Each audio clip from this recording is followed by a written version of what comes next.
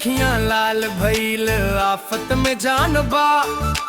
लकड़ी बिनते बिनते कमर भइल कमान बा।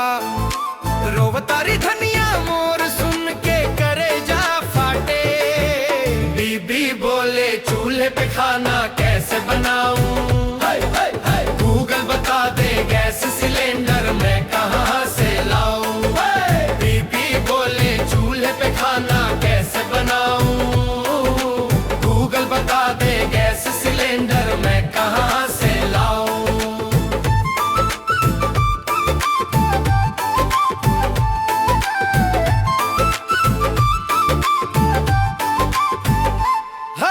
लकड़ी भइल बा गिलाब आग नहीं लहरत बा। धुआं के मारे घरे में सांस लेहल अब तू भर बा।